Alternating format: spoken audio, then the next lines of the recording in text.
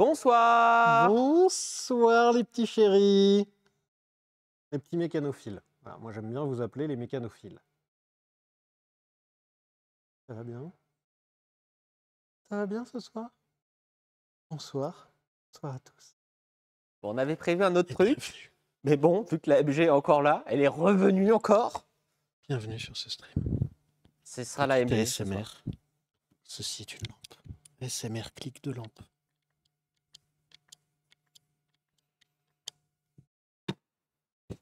ASMR outil.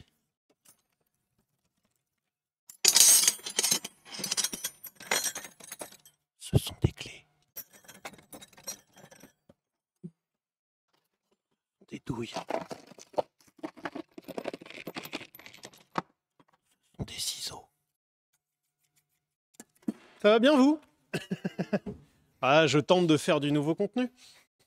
Bonsoir à toutes et à tous. Sympa le cas. Oui, bah le cas, vous l'avez déjà vu. Sympa. Maintenant, on le connaît à force. Bonsoir. Bonsoir Joseph. Bonsoir. Ou bonsoir Arthur. Et tu peux dire. Ah oui, c'est bonsoir, vrai. Parce que il y a des gens encore. Ça arrive Ça encore arrive, régulièrement. C'est un peu marrant. Ah ouais, j'adore Arthur quand il fait des conneries, tu sais, avec sa casquette et tout ça. Le Ah. mieux, c'est quand c'est dans les commentaires chez Oui. Sylvain. Effectivement, ça m'amuse beaucoup.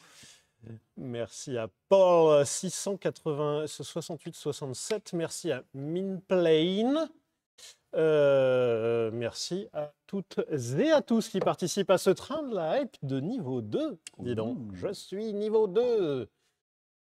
Ce soir, petite MG, et c'est de la mécanique parce qu'on est mercredi. Alors, je sais, je m'en suis rendu compte ce matin, depuis le début de la semaine, j'ai oublié de mettre l'emploi du temps sur Twitch. Ça aura tenu une semaine sans que j'oublie. Je me suis mis un rappel, je vais le remettre, mais il faudrait trouver un truc pour... Je vais trouver, j'ai trouvé une solution. Avant de commencer, faut vraiment qu'on vous montre ça. Alors, ça ne sera pas pour ce soir, mais on va le faire un jour, vraiment, parce que Un Semto modèle. un Semto modèle. Je suis tombé sur ça sur Amazon. Alors, j'avais déjà vu, mais ça coûtait extrêmement cher. Le scooter, ça sera sûrement vendredi. Mais, excusez-moi d'ailleurs d'interrompre par rapport à ça, par rapport au scooter. A priori, c'est moi qui ne savais pas accélérer avec. Pour moi, j'étais à fond. Pour moi, j'étais à fond tout le long. Il va falloir qu'on l'essaye. On ne l'a pas essayé depuis. On ne l'a pas réessayé. Le chat est témoin. Soyez témoin, le chat. J'ai essayé, j'étais à fond. Il faisait... ce qui est très bien. C'est vrai que, vu ton niveau en deux roues, Ce qui est très bien. c'est plutôt pas mal. Mais donc, vous en faites pas, il reviendra. Mais on avait dit que ça sera un petit stream, donc ce sera sûrement un vendredi ou un lundi. On a acheté avec Arthur. C'est vraiment... Et ça, il faut vraiment qu'on le fasse en live. Et après, on va vous expliquer la douille qu'on s'est pris. Oui, parce qu'on a pris une petite douille. Ah, c'est vrai, une douille. Attendez, je vais essayer de trouver une pièce un peu plus parlante. Pièce un peu plus Alors, c'est parlante. Joseph qui a essayé de me faire une surprise. Oui. Le début de la blague, c'est. Alors, c'est Joseph qui essaye de faire une surprise. Sauf que vu que c'est sur le compte Il achète Amazon, un truc sur Amazon, sauf que. les mails sont sur les deux. Les mails sont sur nos deux boîtes mail, et donc je reçois les mails, les notifs Amazon. C'est un tout petit moteur. 4 temps. Le fais pas tomber, s'il te plaît. Oui, non, ouais, ça me... 4 temps. Regardez, attendez, c'est incroyable. Alors, faut faire attention à ce que je mise. Regardez. C'est pas trop mignon. C'est trop mignon. Tout petit moteur. 4 temps en plus. Vraiment, c'est pas comme les voitures. Les voitures télécommandées, c'est du 2 temps, ouais.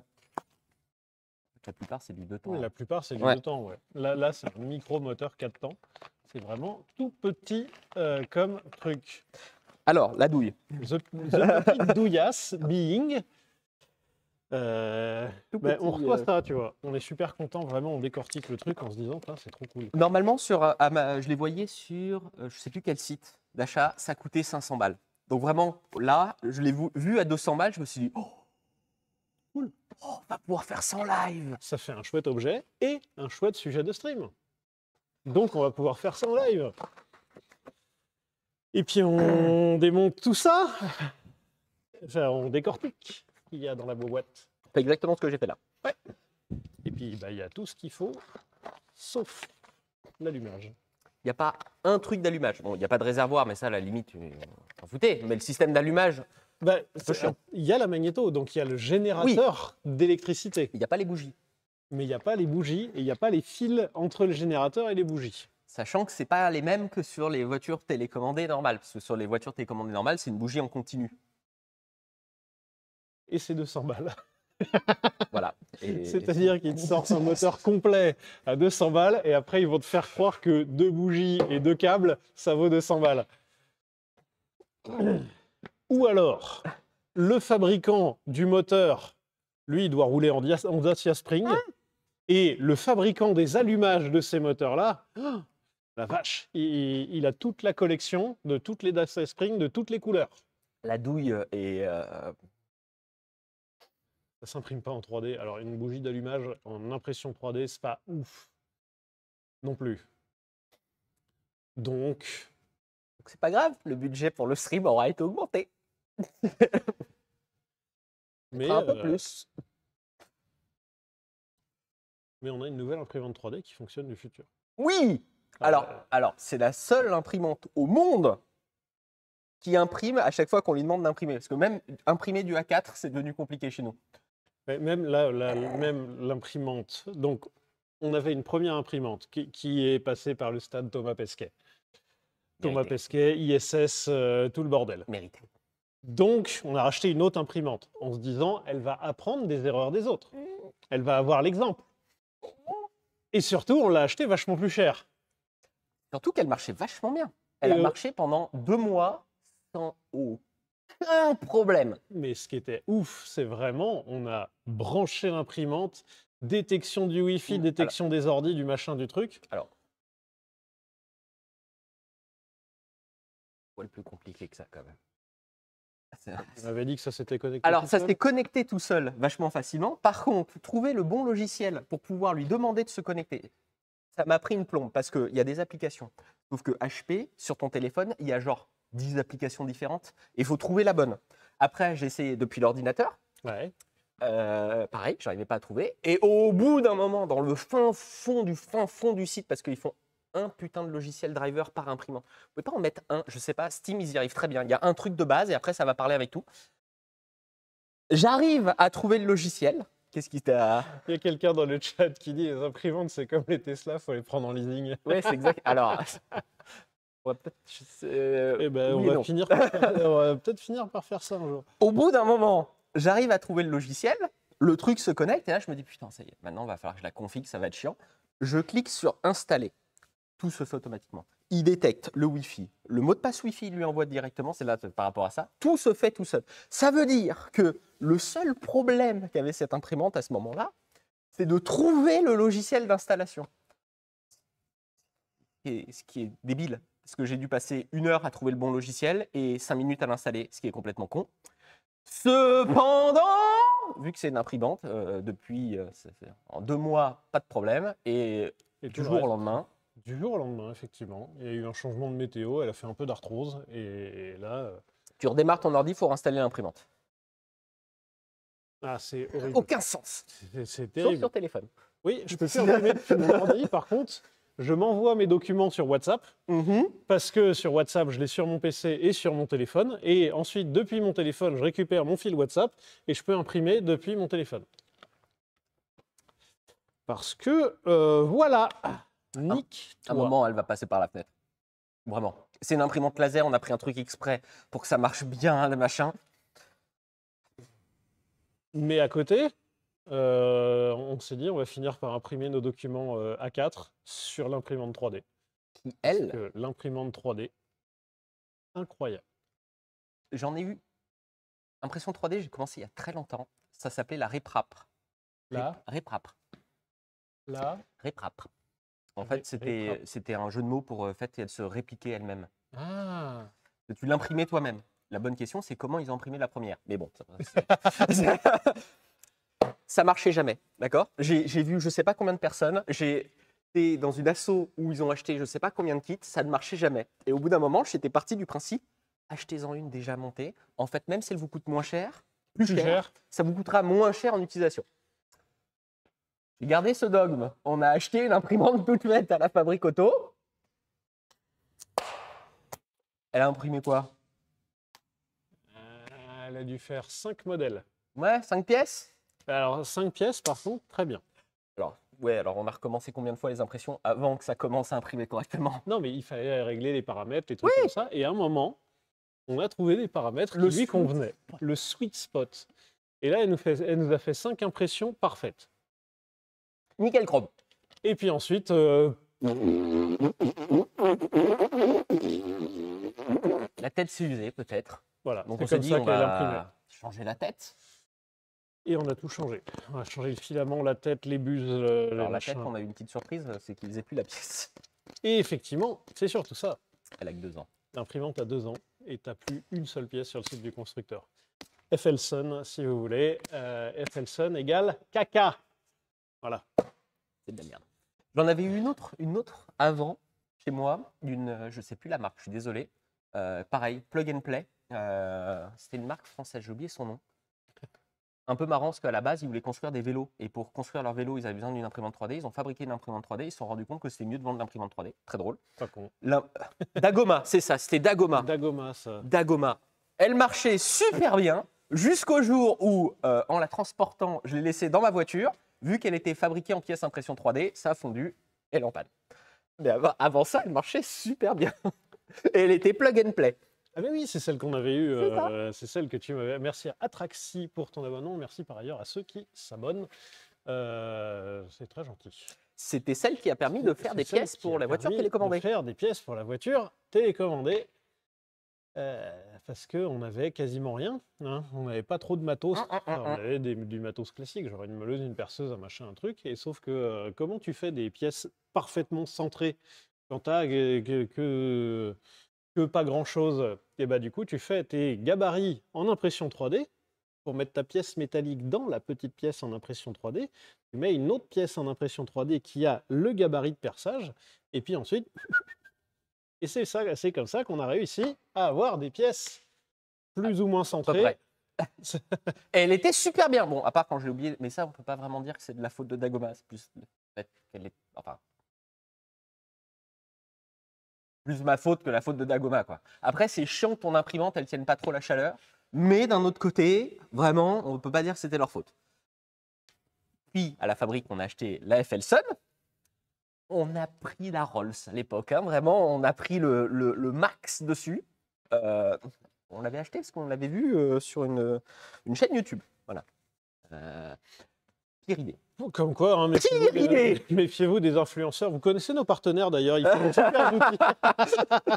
Pire idée, elle était. C'est pas de la faute de. Je dis pas que c'est la faute des influenceurs, hein, loin de là. C'est vraiment juste, il n'y a pas de service après-vente, donc t'es niqué. Et là, on a acheté un truc. Alors, je te laisse prononcer la marque parce que si je fourche, ça peut être chiant. Bamboo Lab. Voilà, c'est le laboratoire des bambous. Très difficile à dire sur Internet rapidement. Donc c'est la P1S qu'on a achetée.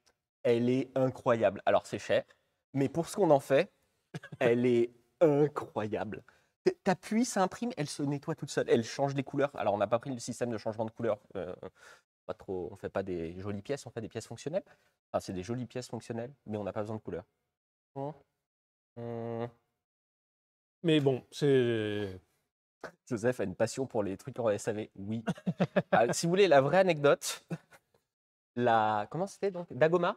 La Dagoma, j'en ai eu 2 pour être exact, parce que à la première impression, le plateau s'est arraché. Le système de revêtement s'est arraché. Et je suis allé, enfin il a commencé à buller, il s'est arraché après. Alors, genre au bout de 2 impressions. Je suis allé au service après-vente, je l'avais acheté chez Boulanger. Waouh! Je suis arrivé là-bas au service après-vente. Et la personne m'accueille et la première question qu'il me pose, et s'il pose cette question, c'est que ça a dû déjà lui arriver sur beaucoup de produits. Ça a été, vous l'avez mis à l'extérieur de votre maison pour l'utiliser? Il pensait qu'en fait elle avait pris l'eau. Ah, ok. Mais s'il pose, c'est la première question qu'il va poser. S'il pose cette question, c'est que sûrement, il y a beaucoup de gens qui ont dû faire ce genre de choses. Voilà, donc en tout cas, la nouvelle imprimante 3D de la marque P1S du laboratoire des bambous. Incroyable. Eh bien, ils tiennent le bambou. Ah. Oh, oh. C'est pas sponsor ni rien, hein, c'est juste que vraiment ça marche super bien. Non, on l'a payé et on l'a payé relativement cher. Enfin, relativement cher. oui et non, quelque part, on l'a payé moins cher que la FL Sun qui nous a duré vraiment pas longtemps. Oui, mais c'est Alors, parce pour que l'instant, c'est à l'époque, la technologie se crée ouais. encore. Et le truc, c'est que pour l'instant, la nouvelle imprimante a déjà imprimé plus de pièces que l'ancienne. On a fini une bobine de fil qu'on a depuis 2 Oui. ans. Alors, qu'est-ce qu'on imprime? Alors, j'imprime des trucs pour mes neveux, des jouets pour mes neveux. Parce que voilà. Et on imprime des Cool. pièces pour tenir nos outils. Et autrement, là, par exemple, en ce moment, elle est en train d'imprimer des pieds pour une scie à ruban qu'on a achetée. On a acheté une grosse scie à ruban, mais qui était trop basse pour le convoyeur. On la montrera peut-être un jour. Et du coup, j'imprime des pieds pour la scie à ruban. Donc, Elle est trop bien. c'est- Et donc, c'est vraiment la règle. Et encore plus sur ça, vaut mieux attendre un peu et mettre un poil plus cher. Oui. Et ça fonctionne. C'est valable pour les imprimantes 3D. Pour les vraies imprimantes, ça ne marche absolument pas. Hein. Enfin, les vraies imprimantes, les imprimantes papier. Et effectivement, il y a quelqu'un qui dit de mémoire Bamboo Lab, le laboratoire des bambous. Ce sont des anciens de chez DJI et qui ont créé la marque. Et Oui. Oui, c'est bien ça. C'est bien ça, le laboratoire du bambou. Elle est trop bien. Elle est vraiment. Oh. Et pour les autres qui se posent la question par rapport à la Ford GT, parce que j'ai la question, mais la Ford GT, elle est vendue avec le garage, j'ai l'impression qu'elle est là depuis longtemps. C'est du stockage. Bon, on va faire des réparations dessus. Alors, on va faire des réparations. Pas vraiment du stockage, c'est en attente de tout ce qu'il faut pour qu'on puisse commencer les Un réparations. alignement de planètes. Voilà, c'est. Mais oui, mais quand bien même les planètes sont alignées, etc., même si les réparations sont finies un jour, il est très probable qu'elles restent ici, quoi. Donc, elle fait partie du fond vert. Voilà. On l'a imprimée, hein. En fait, on peut pas la toucher. Hein, parce que En fait, si je vais là-bas, tu vois, voilà. c'est. On s'écarte. Tu vois, il peut pas la toucher. C'est un fond vert. Il va pas toucher un fond vert non plus. Ça casserait la magie du cinéma. Bah, tu vois, tu touches la page. Donc, bref, MG is the new DB6. Non, alors. Alors, par pitié, non. Alors, déjà. oui, par pitié, non, on a déjà trop de saleté. Mais elle nous a réservé la même problématique qui est le kit qui s'adapte directement dessus doit être retouché. Et vu l'épaisseur du kit, tu as dû utiliser la fraiseuse. Ouais. C'est-à-dire que tous les gens Oui, mais qui se sont dit dans le week-end, je vais faire la réparation chez moi tranquille. alors, tu peux le faire avec une meuleuse, mais c'est moins propre. Combien de disques? Il y a pas mal à enlever. Oui, mais tu fais des tu découpes. coupes. On va vous montrer. Ouais, tiens, on va montrer. On va vous montrer et après il y a le point chaussette, ne vous en faites pas. Parce qu'en fait, cette voiture est une MGA et il n'existe pas de kit pour la MGA, donc on te vend des kits pour la MGB, le modèle d'après, qui a à peu près le même train avant. Mais ils te disent il y a quelques modifs à faire. Tu as des platines comme ça pour tenir ton amortisseur. Là tu as le haut de ton amortisseur qui vient s'accrocher ici. Sauf que la platine d'origine, elle a... Quand on... Hop, attends, oui. J'essaye de me débrouiller avec mes mains. Comme ça, sinon peut-être comme ça. Hop là. Voilà. Là, vous voyez, la pièce, normalement, elle est là. Donc là, il y a eu un gros coup de fraiseuse, sa grand-mère, pour couper ça, quoi. Il y a un peu de temps de fraisage, quand même. Puis après, oui, les trous aussi. Là, vous voyez qu'ils ne sont pas parfaitement ronds. Ah, ça aussi, il a fallu adapter. Oui, il a fallu réadapter ça aussi. Donc ça, effectivement, quand c'est Jean-Michel qui se dit, tiens, je vais faire ça sur ma petite MGB, travail d'un week-end. Non, mais même nous, genre, là, il n'y a pas besoin de s'appeler Jean-Michel. Tu es chez toi, tu as ta MG, tu te dis, je fais ça dans mon garage ou en bas de chez moi, tranquille. Ouais. Combien coûte le kit 650, je crois. Donc tu achètes ça, effectivement, 650 €. Et tu vas un peu traîner sur les forums et ils te disent, sur une MGB, l'installation du kit, c'est moins de 3 heures.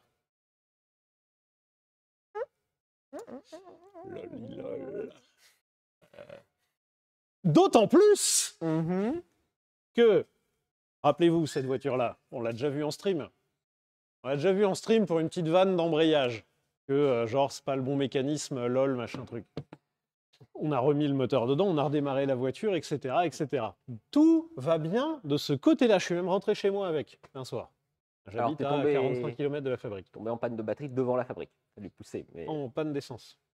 Non, de batterie. Ah oui, T'es alors. poussé. Il y a eu Avant aussi... de partir, Voilà. ah oui, attends. Avant de partir, panne de batterie, et en revenant, panne d'essence devant la fabrique. Ça va, si c'est devant la fabrique. Oui, Ça ça va. va. Mais donc, Attention, c'est amendable hein, sur la route.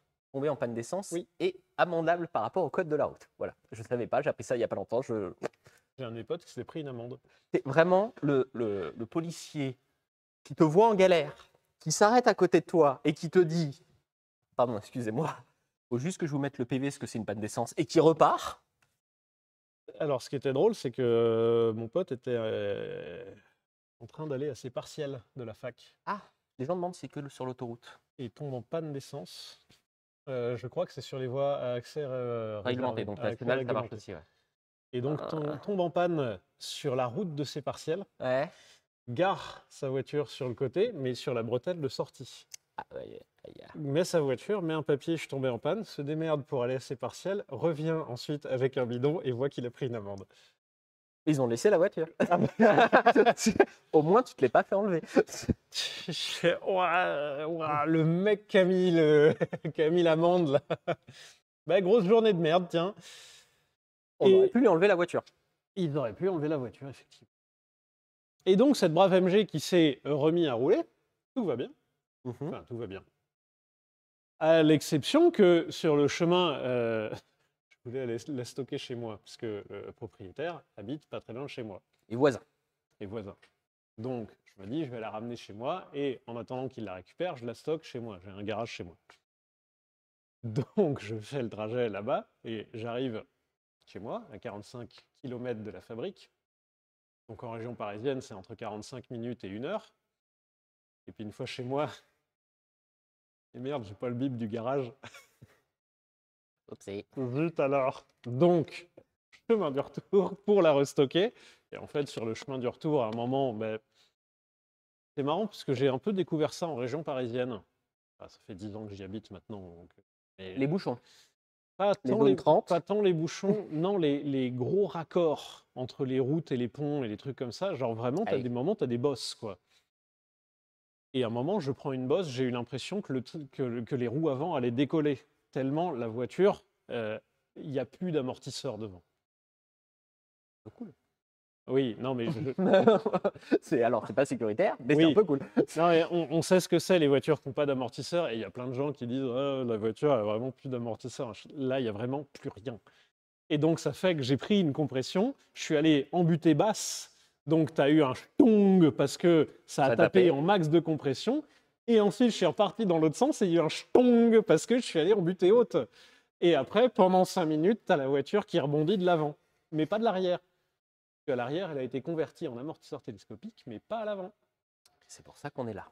Et donc, le propriétaire a dit, bah tiens, tant que vous êtes là, on va faire les amortisseurs. Plutôt que de tout faire en impact, voilà quoi. Au passage, on a un petit erratum. Erratum. Oh oui, oh là, oui. Alors, oui. Je vais ranger ça. Alors, va falloir. J'ai besoin de toi parce que j'ai re-oublié le nom. Oui, attends, j'arrive. Erratum, mea culpa. Vendredi dernier, on nous a très gentiment prêté une voiture qui était l'Audi R8. On a donné le nom d'un garage, qui est la personne, alors en plus de la clinique du detailing qui nous avait prêté le véhicule. On s'est trompé de nom de garage. Voilà. Donc on le dit là. Oh, on ne s'est pas trompé que de nom de garage. Oui, ah oui. Parce qu'on a dit que la voiture n'était pas à vendre. Elle est sur le bon coin. En fait, si. Et à côté. Du coup, il y a eu le propriétaire du garage qui est passé nous voir après, qui a fait bah, dis donc les gars, j'ai regardé le stream.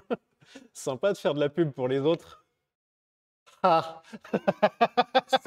En plus, ça partait d'un bon sentiment. C'était pas un partenariat ni rien. C'est juste, ils nous le prêtent gentiment. Donc, on s'est dit, bon, bah voilà, comme ça, on peut le remercier en live. Voilà, donc on avait cité l'atelier Renaissance, mais non, c'est l'atelier des légendes dans le 78. Merci beaucoup, Tristan, c'est très gentil. Et merci de ta compréhension Parce qu'il nous a pas fait la gueule ou machin, il a plutôt pris ça en se marrant. Ouais, ça l'a fait marrer. Ça l'a fait marrer. Donc, l'atelier des légendes dans le 78, qui, en ce moment, détient une magnifique Audi R8.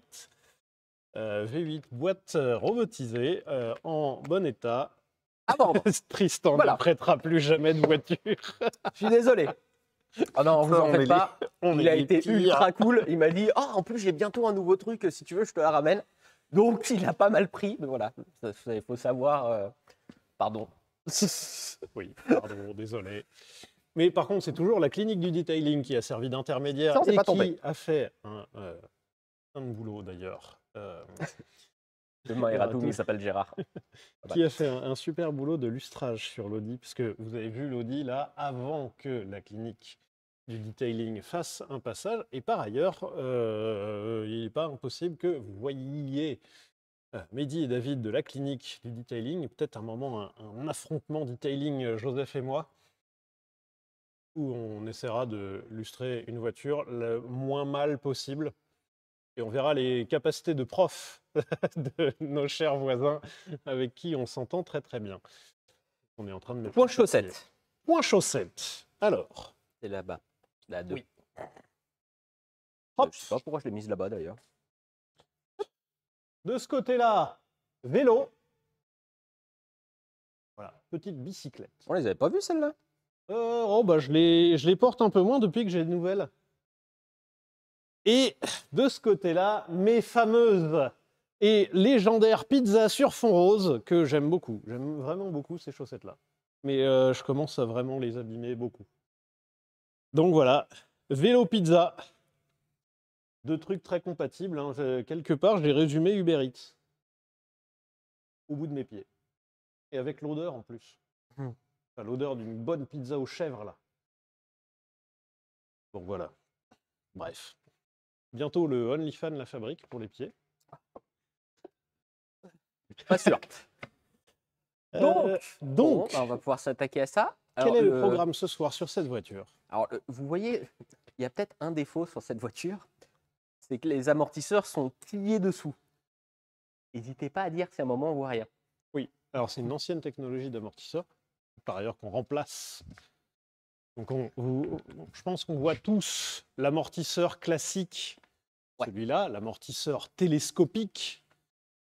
Voilà, ça c'est le nouveau, c'est celui qu'on installe sur la voiture. Sauf que les anciens amortisseurs sont des amortisseurs à levier. C'est imbranlable à filmer. Ah ouais, je suis désolé, c'est à chier. Alors, on va la monter. De quoi? On va la mettre en l'air. Ouais, on va la monter. Le principe de l'amortisseur à levier est un peu à chier quand même, d'où le fait que c'est intéressant à démonter pour regarder comment c'est foutu dedans. Parce que ça, c'est un peu plus chiant à démonter que de regarder dedans. Donc voilà. Peux-tu monter la voiture? Donc le programme est de démonter l'amortisseur du côté droit. C'est le côté gauche, on l'a déjà fait. Le côté gauche, on l'a déjà fait. On a installé le nouvel amortisseur et tout ça. C'est là où on s'est rendu compte qu'il y a d'autres drôleries du fameux kit plug and play. Par ailleurs, ce kit qui vient du même fabricant que le kit de la DB6, où on avait dû tout refaire. Il devrait s'appeler Ikea, vraiment le truc que tu finis toi-même. Quoi qu'Ikea, non, parce que Ikea, t'as pas besoin de repercer des trous et tout. C'est méchant pour Ikea. Qu'est-ce qu'on doit finir de fabriquer soi-même? Je sais pas, parce que là, vraiment, t'as des pièces. Alors, le pire, c'était le kit de la DB6. Mi-kit. Ah ouais. Bon exemple. Le kit de l'Aston Martin DB6, donc pour ceux qui nous ont rejoints après, on a eu une Aston Martin DB6 et on avait fait la conversion amortisseur à levier vers amortisseur télescopique. Pas celle de 0,7, mais celle de camping. Oui. Et le kit de conversion est vendu comme plug and play. Alors plug and play, la définition, pour ceux qui ne sont pas anglophones, ou ceux qui cherchent à se rassurer, c'est ça s'installe sans aucune modification lourde. Après, ça dépend ce que ça veut dire lourd. Ça dépend ce que veut dire lourde modification. Puisque le kit qui est arrivé, il n'y a rien qui se monte, rien ne s'aligne et tout ça. J'ai appelé les gens qui m'ont vendu le kit. Et ils me disent, mais vous savez, c'est des voitures fabriquées à la main, donc on ne peut pas faire de kit plug and play. Et ben, dans ce cas-là, m'annonce pas que c'est plug and play, connard. Et il a fallu que je fasse un plug and play, réusiner des pièces, couper des pièces, ressouder des pièces, changer les angles pour tout changer, racheter de la visserie parce que la visserie fournie dans le kit n'est pas la bonne. Voilà mon kit plug and play. Alors, si vous voulez une bonne vanne, dans ce kit-là, je ne sais pas si tu es au courant, mais il n'y avait pas toutes les vis non plus. et en plus, ça se voit vraiment, parce que des fois, tu as la vis d'un côté et de l'autre, tu n'as que la moitié. Et tu fais, bah, en fait, s'il n'y a pas un nom de paire, tu te doutes qu'il y a un problème, quoi. Alors, je vais me mettre dans l'autre sens pour pas que. Pardon. Ah oui. Tu peux parler de notre nouveau partenariat? Oui, je pense que vous l'avez peut-être remarqué, mais nous avons des nouveaux outils. Non pas que nous étions insatisfaits des outils précédents, que les outils précédents étaient aussi de très bonne qualité, mais là, il y a un petit coup de cœur, puisqu'il y a DeWalt déjà d'un côté, notre nouveau partenaire, mais DeWalt, vous le saurez, fait partie du groupe Facom. Et donc, nous avons commencé à recevoir du matériel Facom et nous allons recevoir du nouveau matériel Facom et ça fait vachement plaisir. Donc, oula, ça retourne la veste. Alors attention, il y a Greg Facom qui pète un plomb à ce moment-là. Ouais. On n'est pas en train de dire que l'ancien partenaire était nul. On ne dit pas, donc c'était Milwaukee, l'ancien partenaire, on ne dit pas que Milwaukee c'était des outils de mauvaise qualité, c'est juste qu'on est arrivé à l'échéance du partenariat. On a eu une autre possibilité avec Facom et DeWalt. Eh bien, on est parti à travailler avec Facom et DeWalt. Sachant que Facom, en plus, c'était nos outils de cœur, parce que première caisse à outils de la Fabrique Auto, premier gros achat de la Fabrique Auto. Premier gros achat de la Fabrique Auto. Bon, c'est simple, dans le garage, c'était le truc le plus cher. C'était ça. Alors, pas la caisse. La caisse, ça, on n'avait pas les moyens d'acheter une caisse Facom à cette époque, mais à l'intérieur. Mais à l'intérieur, effectivement, c'est du C'est Facom. que du Facom. Ça, c'est. Merci Joseph. Pas un bon exemple. Et il y a même des outils spéciaux. Il y a cette clé. Alors, ceci est une clé à bougie. Et c'est une référence historique de chez Facom pour les bougies de Peugeot 403. C'est une clé à bougie que je me suis achetée moi-même. Et je pense que cette clé à bougie, je l'ai depuis 15 ans pour aller chercher à un moment une bougie de merde, un con de. Moi, ce qui m'a toujours fait marrer, c'est celle-là qu'on a. C'est celle-là qu'on avait fait réparer. Non, c'est une autre. C'est une autre, mais c'est le genre même modèle. C'est le même. C'est exactement le même modèle. On vous a déjà raconté l'anecdote, mais ça, je trouve ça fou quand même. C'est sorti en quelle année? Je crois que c'est 80, ceux-là? Ouais, alors le plus vieux que j'ai eu a été daté des années 70. Il y a encore les pièces détachées pour le réparer, pour avoir la garantie à vie. Oui, parce que du coup, Facom pratique la garantie à vie sur les outils. Alors, sous condition que l'outil, il n'ait pas une trace de presse hydraulique sur la tronche. C'est pas les outils hydrauliques. Et si le tournevis il fait comme ça et que le bout il est enfoncé parce que vous avez tapé dessus avec un marteau, faut pas déconner non plus. Cependant, ce fameux cliquet que j'avais acheté d'occasion il y a très longtemps, à un moment a lâché. Et en fait, c'est les petits cliquets à l'intérieur qui ont pété. Et on a eu notre commercial de plein de trucs, et notamment qui est représentant Facom, et on lui a dit, bah tiens, tu peux faire quelque chose pour ça? Il fait, bah ouais, on peut te commander le kit de réparation. Et donc, tu peux avoir des kits de réparation des outils Facom des années 70. Vraiment, c'est comme ISPAC. Oui. ISPAC, apparemment, tu peux vraiment renvoyer ton sac, quoi. Alors, j'ai jamais fait. Mais, a priori, des oui-dire et des gens, parce que c'est la légende urbaine, tu peux le renvoyer, il te le change. Moi, je l'avais fait sur un sac à dos que j'avais. Mon sac à dos qui m'a fait la moitié du collège et tout mon lycée. Ouais. À la fin du lycée, je me suis dit, tiens, on va voir. Voyons. Je leur ai renvoyé sac neuf, que j'ai pété en moins de 2 mois. C'était le poids de la connaissance.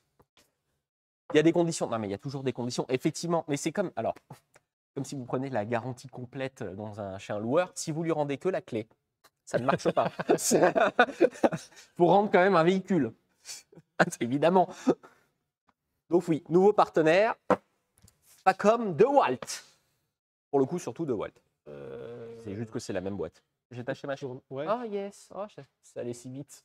Ah ouais. Les près du Mais au moins c'est fait. Ah, c'est allé si vite. Au moins c'est Si fait. vite. Bah allons-y. Normalement, si je fais ça, oui, ça va. Ça aura duré, attendez, en soi, 39 minutes. Je trouve ça déjà pas mal. Ah, c'est ça qu'on démonte. Ça, c'est celui-là, là. Parce qu'en fait, sur ces véhicules-là, cette grosse pièce ici, c'est l'amortisseur. En fait, ça s'appelle un amortisseur à levier, puisque ici, le bras là, qui est le bras de suspension, est en fait un levier pour le corps de l'amortisseur qui est ici. Il y a quelques avantages sur ces trucs-là, puisque l'huile ici est côté châssis et bouge moins que si c'est l'amortisseur télescopique, et c'est à peu près le seul avantage. Alors, premier truc, on va se séparer de ces magnifiques colliers ici. Donc, c'est une voiture qui a fait des rallyes d'orientation. Et sur les rallyes d'orientation, on utilise des petites sondes au niveau des roues pour avoir des compteurs plus précis. Oh, elle a pas fait que du rallye d'orientation. Hein. Celle-là, c'est une voiture de loc. Alors, celle-là, c'est une voiture que vous pouvez louer. Elle a dû faire un nombre de mariages. Ah ouais, celle-là. Après, c'est costaud, hein, parce que vraiment, elle a fait plein de locations. Elle a été très souvent un support pédagogique au CNVA. Oui. Comment vous dire? Ça Elle n'a pas eu la vie la plus facile de toutes les voitures qu'on connaisse.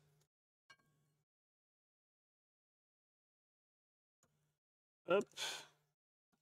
Alors, j'enlève deux petites goupilles à la con. Toc. Alors moi j'ai 4 vis ici, donc 2 vis ici, 2 vis derrière. Je vais essayer de défaire depuis cet endroit-là, parce que sinon il faut que je passe par la baie moteur pour défaire les deux de derrière. Ça va être chiant pour la caméra, donc je vais essayer de défaire les 2 vis normalement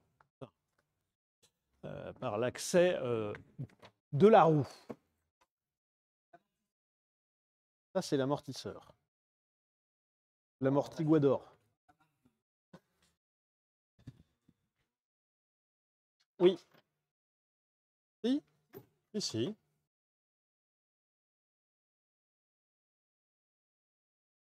Ouais,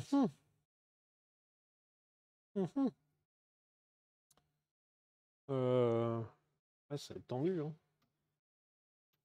De défaire les deux de derrière comme ça.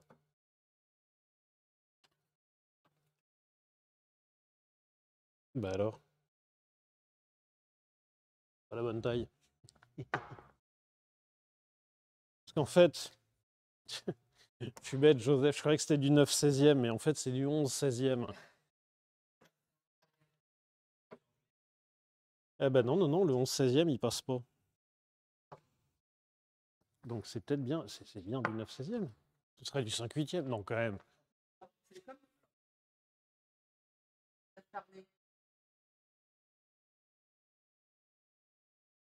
Ouais. En impérial en France, c'est la même galère.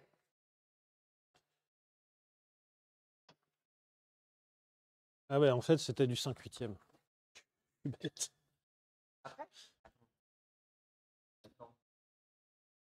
Ah bah ils ont les deux de manière très facile, très aisée. Ouais. Pardon, excusez-moi, j'avais oublié de réactiver le micro. Je disais, pour les gens les acharnés qui ont déjà essayé d'acheter un QWERTY en France, acheter des outils en impérial en France, c'est la même galère. Ça se trouve, mais c'est chiant. Ça se trouve, mais c'est très chiant. Ouais. Hop. Alors qu'un clavier QWERTY, ça vous permet de ne pas changer les touches avant de commencer à jouer à un nouveau jeu. Donc c'est une solution de feignant, tu dirais. trouve que le vrai feignant dans ce monde-là, c'est le développeur qui s'emmerde à mettre des jeux en français et qui ne fait pas la translation en AZERTY QWERTY. Alors je sais, en Suisse et je crois que peut-être en Belgique, ils utilisent aussi des claviers QWERTY. Cependant, la plus grande partie du marché francophone utilise un clavier QWERTY. AZERTY. AZERTY, pardon. Waouh. Effectivement. Sinon, tu fais Windows. Oui, alors tu peux faire Windows espace. C'est pas majuscule et C'est quelque pas chose. Mage et... Pour moi, c'était avec Mage. Hein. Ouais, il me semble que c'était ça, ouais. Non, en Belgique, c'est AZERTY, mais il y a quelques changements. Comment ça? C'est encore un autre clavier en Il y a la Belgique? touche une fois. Pour la ponctuation, c'est pas point. Mais non, attends. Attendez, je vais regarder ça. AZERTY belge. Parce qu'en fait, les vis de derrière, c'est du 9/16e et les vis de devant, c'est du 5/8e. Attendez, c'est quoi ce... Hop. Attendez, j'ai deux claviers sous les yeux, c'est exactement les mêmes. Ah non, putain! Oh la douille! Les parenthèses sont pas au même endroit. Oh, l'horreur! Mais pourquoi? Oh, les parenthèses, les crochets, pardon. Mais le arrobase non plus. Non mais attendez, c'est quoi ce... Et pourquoi? Pourquoi ils ont fait ça? C'est quoi l'intérêt? Pourquoi pas? Effectivement. Non mais je dis pas que le clavier AZERTY français est mieux que le clavier belge. Je dis juste pourquoi c'est pas le même. Imaginez, ça vous oblige à fabriquer un clavier spécial pour encore un autre marché? Et à la limite, sur les PC fixes, ça se comprend, mais là, ça veut dire que sur un ordi portable, faut vraiment t'emmerder, quoi. Question de licence, pas con. Alors attends, je vais mettre une petite sécurité sous la voiture. Quel enfer. Et dire qu'on devait utiliser normalement un Bepo. Un Bepo. Alors, ça... le mieux de toute façon, c'est le Bepo. Alors, il y a 4 personnes qui l'utilisent. je pense qu'on est bien dans l'exemple du si une technologie est déjà installée, même s'il y en a une mieux qui est possible, genre l'aérotrain, Oui. celui déjà existant reste. Genre l'aérotrain. C'est quoi le Bepo? Alors le Bepo, c'était un clavier qui permet de taper de manière plus logique, avec les voyelles mieux placées. Alors c'est un clavier spécifique langue française. Enfin, c'est un clavier très très adapté langue française. C'est un clavier adapté langue française qui n'a pas la descendance de la machine. Il y a la caméra qui s'est barrée. Ouais, pardon. Qui n'a pas le problème de descendance des machines à taper. Parce que si on tape en QWERTY ou AZERTY, c'est parce que les machines à écrire, sinon elles s'en mêlaient les pinceaux. Enfin, Oui, si tu mettais dans un sens trop logique, à l'époque des machines à écrire, comme les dactylographes tapaient trop vite, il y avait les petits... Comme c'est des petits marteaux qui viennent taper, si tu as deux marteaux proches qui s'approchent du rouleau, eh ben, ils restent bloqués. Et donc, le QWERTY a été fait exprès pour répartir de manière pas vraiment logique. Si, logique, mais mécaniquement. Logique mécaniquement, effectivement. Pour pas que ça vienne s'entrechoquer. Et on l'a gardé quand les ordinateurs sont sortis. Et à un moment, quelqu'un s'est dit, maintenant qu'on n'est plus emmerdé de ça, on pourrait faire un clavier Bepo. Ce serait plus facile pour taper vite. Bepo pour la langue française. Oui, mais ça n'a pas pris. Après, je vous invite, alors je ne sais pas comment ça s'appelle, mais je vous invite à regarder sur Internet ce qu'ils utilisent pour les translations, les traductions en temps réel. Ah ouais, c'est un truc de ouf. Où c'est, au lieu de taper, quand vous voulez taper, par exemple... alors, j'ai qu'un exemple en anglais, évidemment, parce que je suis un connard. J'essaie de trouver un exemple en français. Bonjour. Non, mais... tout le monde, comment allez-vous? Ouais, mais alors, je n'aurais pas le taper en... You, par exemple, you, Y-O-U en anglais. T'appuies juste sur la touche U, et c'est un You, donc ça tape You. En vrai, c'est pas con. Pareil, le problème, c'est que si tu veux le réutiliser aujourd'hui, à part si c'est ton métier, ça va être chiant, quoi. C'est juste, je crois que c'était pendant le Covid, pendant un discours présidentiel, où tu voyais le texte qui se créait. Et en fait, tu vois le début des mots qui apparaît, que c'est pas du tout le bon mot, et puis qu'au bout d'un moment, pouc, c'est le bon qui apparaît tout de suite.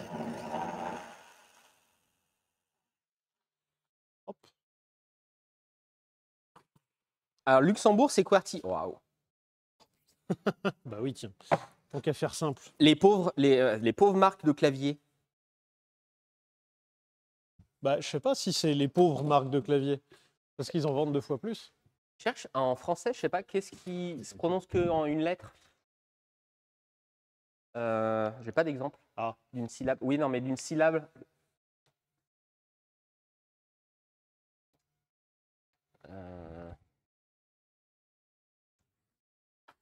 Ah, non, mais une syllabe O. Bah oui, voilà, tiens, très bon exemple. O, t'appuies juste sur O. Excellent exemple, chat. Merci beaucoup. O, t'appuies juste sur O. Alors, le problème, c'est que c'est-à-dire qu'il doit comprendre après si c'est au parc ou j'ai bu de l'eau. Ou je suis allé en haut. Ah oui, putain.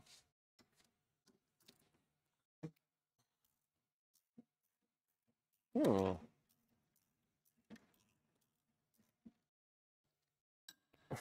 On aura peut-être les traductions automatiques un jour avec la voix IA immonde. Pauvre, tu fais des traductions automatiques. Arthur qui avait eu un problème, parce qu'on aime bien regarder les shorts sur YouTube, sauf que maintenant, tu as les shorts avec la traduction automatique. Tu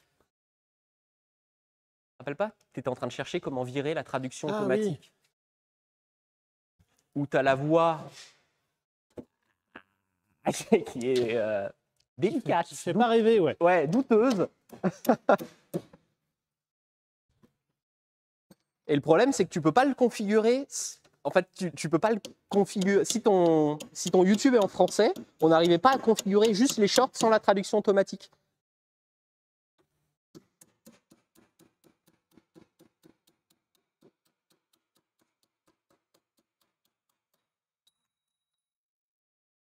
Tac.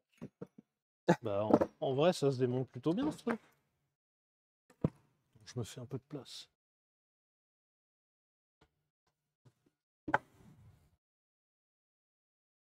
Il y a un monde où ça se fait vite, Joseph. Hein. C'est vrai? Oui. Oh!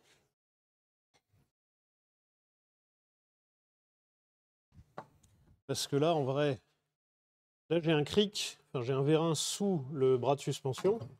Voilà. Ah. Là, j'ai un petit cache plastique, poussière à la con. Et regarde, c'est pas beau, ça? Alors. C'est pas grippé, c'est déjà ça?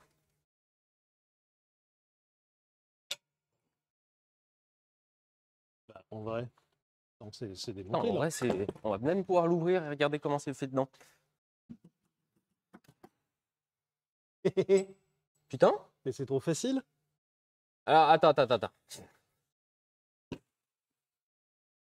Bah, c'est bon. Tu veux qu'on le désassemble sur la caisse? Ouais, sur la caisse. Je vais montrer vite fait aux gens comment on remplace le truc.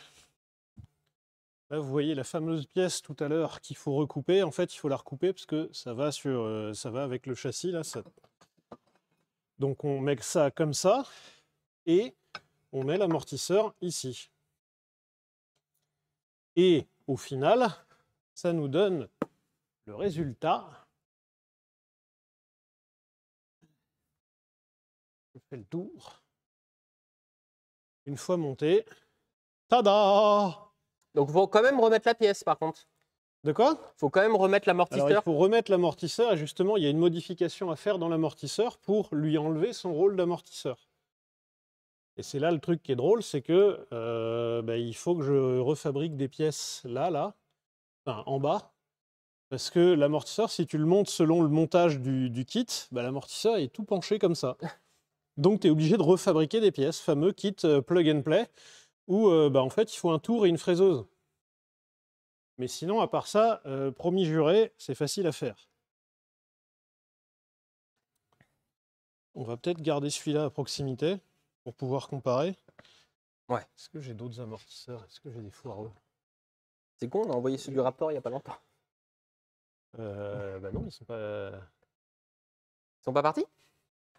Et ils rentrent toujours pas dans le... On a voulu envoyer les amortisseurs du Raptor. Notre fournisseur, enfin notre sous-traitant qui nous fait les suspensions ne prend que du mondial relais comme expédition. Donc je me suis dit, bah, je vais pouvoir mettre les amortisseurs dans un locker. Les amortisseurs sont trop gros. Donc il a fallu qu'on fasse 2 colis. Et même en faisant 2 colis, les amortisseurs sont toujours trop gros. Ouais. Les colis sont trop gros. Mais tu avais refait des colis? Oui, j'ai refait des colis, mais qui sont toujours trop grands pour les lockers. Ah non. Ah. Donc il a fallu refaire une expédition, tout ça. Et donc je suis toujours pas allé m'occuper d'expédier ces amortisseurs de mort. Après, c'est pas bizarre quand même de prendre que du mondial relais? C'est ça le Oui. problème. Non, mais oui, je suis d'accord avec toi, Joseph. C'est le problème de Régis. C'est Régis qui nous fait les suspensions. Il fait suspension et dresseur Pokémon. Putain, j'ai découvert un truc d'ailleurs aujourd'hui. Oui. On a commandé sur Amazon des consommables pour les outils de Walt. Et c'est la Poste qui nous les a livrés. Ouais. Pour moi, Amazon, ils avaient un service d'envoi à chaque fois séparé. Ah non, on a, À part quand c'est pas en Prime, pour moi, ça peut être n'importe qui. Mais là, c'était livraison Prime par la Poste. bah, il y a quasiment tous les transporteurs qui font de la livraison Amazon. Bah, je pensais pas à la Poste. Tu vois, pour moi, la Poste, c'était seulement quand c'était pas pris en charge par Amazon et que c'était un vendeur directement sur la plateforme. Hop. Ils doivent être contents, les postiers, quand ils se retrouvent avec 40 colis à Noël. Ouais. Alors, comment que c'est foutu un amortisseur à levier? Alors, il est dégueulasse. Et en fait, l'autre, on l'a nettoyé, en fait, il est gris aluminium. Il est couleur aluminium. Et ça, en fait, donc cette technologie s'appelle l'amortisseur à levier. Alors, c'est marrant parce que en anglais, c'est un amortisseur à bras, arm shock. Et la marque s'appelle Armstrong, genre le bras fort. C'est un peu drôle, non? Ok, super. Et donc, en fait, là, l'amortisseur à proprement parler, c'est lui. Le rôle d'un amortisseur, c'est donc de ralentir l'enfoncement de la suspension et la détente. Donc on appelle ça la compression et la détente. Et le truc, c'est qu'il y a donc 2 phases de fonctionnement, mais la plupart du temps, on va vouloir avoir une compression un peu plus libre, donc que la suspension s'enfonce assez facilement, mais par contre, qu'elle ne revienne pas trop facilement, parce que sinon, ça nous fait un grand rebond. Donc, il faut avoir un freinage de la compression et de la détente qui n'est pas le même. Et on voit sur cet amortisseur-là, il y a 2 pistons ici, 2 chambres, et en fait, il y a une chambre pour la compression et il y a une chambre pour la détente. Et entre les deux, il y a cette vis-là qui va permettre de faire un passage d'huile entre les deux. On va démonter ce truc-là pour voir comment que c'est foutu. Alors, il faut que je démonte là pour enlever les 2 bras. Tac. C'est un des avantages de l'amortisseur à levier, c'est que déjà, vous avez le poids qui est sur le châssis. Donc quand on parle de masse suspendue et de masse non suspendue, eh bien là, votre suspension, la grande partie de votre suspension, c'est de la masse suspendue. Donc ça, c'est une bonne chose sur cet amortisseur-là. Une deuxième bonne chose, c'est que c'est assez facile de gérer compression et détente de manière séparée, de manière distincte. Deuxième bonne chose. Troisième bonne chose, c'est que ça travaille bien dans le bon sens par rapport à la contrainte, c'est-à-dire que si vous prenez un amortisseur, certaines fois, vous n'avez pas la place de le mettre à l'endroit idéal. Donc, comme dans le cas où on l'installe là, l'amortisseur, si on est vraiment objectif, il n'est pas pile au bon endroit par rapport aux forces. Mais en termes d'encombrement, on n'a pas trop la place de faire autrement. Là, l'amortisseur à levier, il est pile bien placé en termes d'effort et en termes de contrainte parce que c'est une composante même du mouvement de la suspension. Il va falloir que j'aille chercher la bonne clé.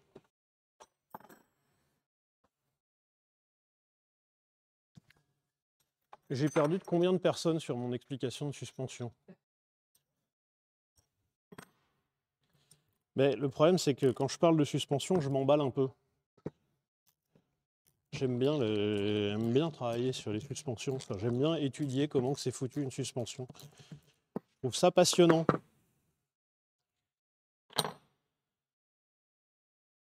Hop. C'est là depuis un moment quand même, hein. La voiture est de 60. Il n'est pas impossible que l'amortisseur n'ait pas été touché depuis 60.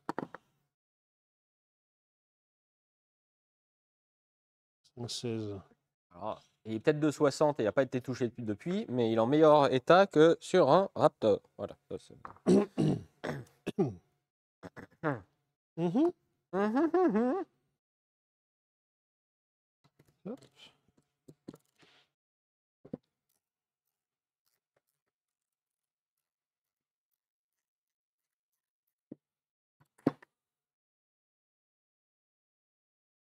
Ça, c'est un Oh là, écho. oh là, il y a une très bonne question d'Eric. Est-ce que c'est légal comme modification? Ouh là là.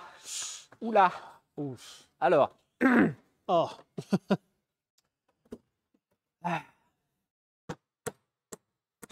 techniquement parlant, la voiture n'a pas été homologuée avec ce type de suspension. Donc, normalement, ça ne l'est pas du tout. Maintenant, si un jour il y a un problème, et bien évidemment le client est au courant avant qu'on fasse la modification, ça va être surtout l'expert et l'assurance qui pourra faire « Eh, dis donc, mais ça, c'est pas d'origine !» Ah bah, t'es pas assuré. C'est vrai qu'il y a cette probabilité-là.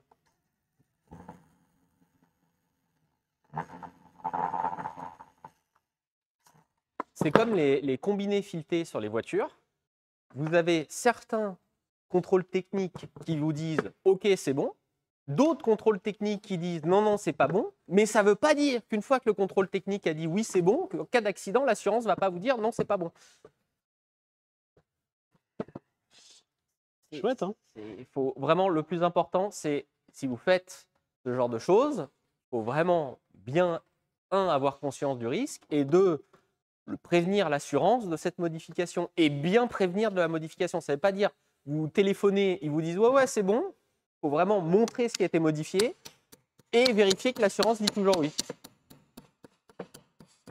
Mais techniquement parlant, tu n'as pas le droit. Tu n'as pas le droit de changer tes freins à tambour par des freins à disque si de base. Ouais, sauf si c'était le pas, montage a été proposé d'origine. Ouais, mais même là, il faudrait que tu remettes un montage d'origine. Oui, tu peux faire une conversion en montage d'origine. C'est vrai que si ta voiture a été équipée d'origine avec un frein à tambour ou alors frein à disque mais monopiston, si tu convertis tes freins à tambour en frein à disque, il faut que tu le fasses dans la configuration d'origine. Il faudrait même que ça soit normalement la même pièce. Que si vous en mettez un avec un plus gros piston, c'est pas bon. Alors ça va mieux freiner, c'est pas la question. C'est juste que c'est pas dans la config d'origine.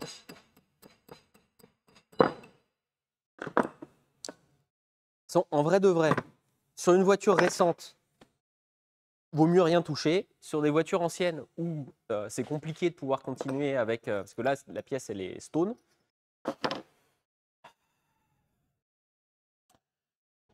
C'est vrai que c'est compliqué parce que là, les refabrications d'amortisseurs à levier ne sont pas toujours incroyables. Du coup, quoi faire? Bah, c'est une très bonne question. Tiens, je vous la pose, ça. Quoi faire? Non, ça, je pense que ça se barre pas. Hop, bah, on va ouvrir ici, là, et puis on va voir les petits pistons. De toute façon, si vous voulez être sûr sur une voiture, partez du principe que dès que vous enlevez un truc qui n'est plus d'origine, c'est pas bon. À part la peinture, les jantes, mais il faut que ce soit dans la même taille que d'origine. Ou dans des tailles constructeurs, machin. Je crois que c'est à peu près tout. Et tu peux...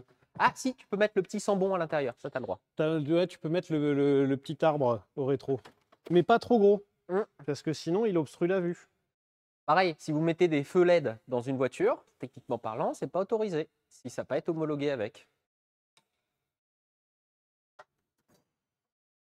Alors là, c'est un débat éternel, hein. Oui, parce qu'en plus, il y a écrit, la réglementation, c'est vous n'avez pas le droit de faire de modifications substantielles. Non, c'est pas substantielle.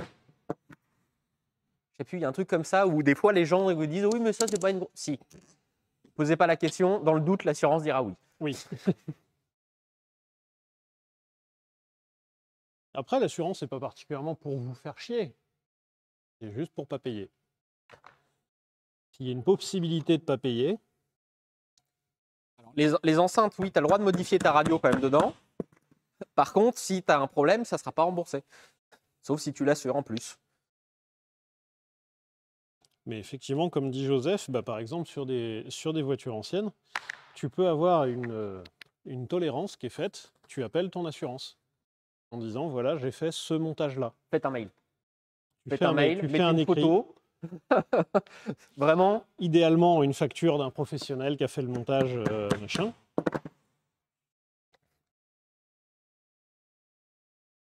La voiture ancienne, c'est ça, la douille, elle est là, c'est qu'il y en a plein qui ont des modifs. Il y en a très très peu, surtout plus elles sont anciennes, il y en a très peu qui sont entièrement dans leur config d'origine. Compliqué.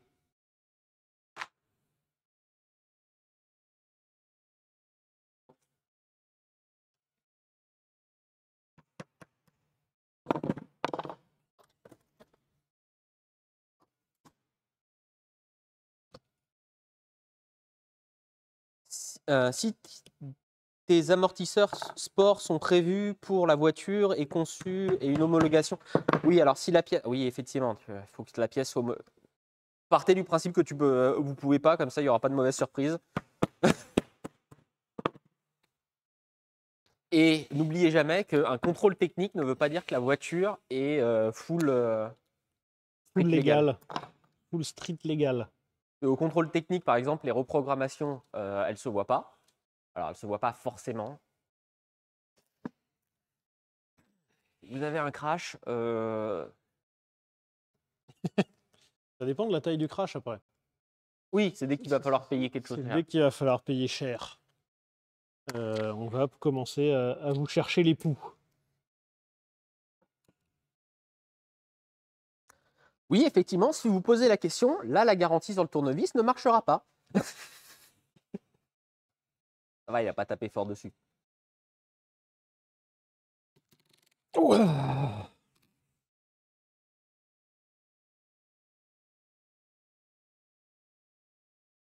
Alors, il commence à se dégager une odeur de cet amortisseur.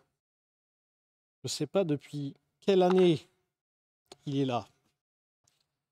Si c'est l'amortisseur d'origine, il est là depuis 60. Et c'est beaucoup, quand même.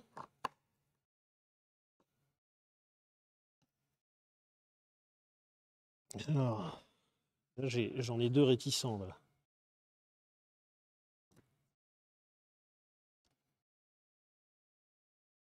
Et lui. Et lui. Allez.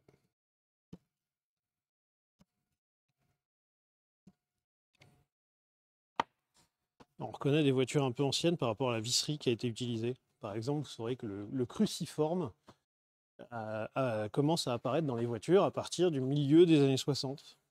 Donc des voitures comme ça de 60, et quasiment toutes les empreintes, c'est soit de l'hexagonal, soit du plat. Mais pas trop du cruciforme. Les empreintes THC, donc les clés Allen, les empreintes à 6 pans creux, ça c'est plutôt à partir des années 90 qu'on voit ça se généraliser. Le Torx, c'est années 2000. C'est la réflexion number one sur les salons. Les gens qui viennent juger le travail des autres. Ouais. Ah, vous savez que ça, c'est pas les bonnes vis, hein? Truc de ouf. Sur Madame Lair, les petites baguettes chromées qui sont autour des vitres, c'est des vis cruciformes dedans. Mais c'est toutes les mêmes vis cruciformes. Les vis d'origine, elles sont explosées depuis longtemps. Il y a déjà des gens qui sont venus me voir en disant ouais, dis donc, c'est pas les bonnes vis. Oui, mais ma voiture roule. Alors pas en ce moment, parce que y a... Si tu fais un concours où le but c'est d'être le plus matching d'origine, j'entends, mais sinon vraiment...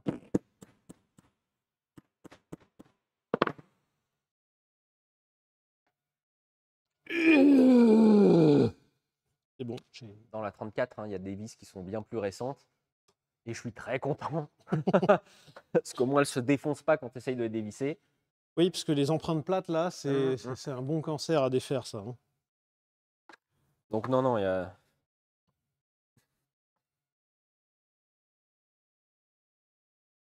Cloque.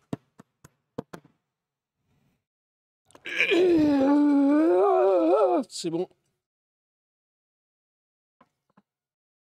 J'ai mis un petit bac, des fois, qu'il y ait de l'huile qui dégueule. Mais vu le fonctionnement de l'amortisseur, c'est pas impossible que de l'huile qui dégueule, il n'y en ait point.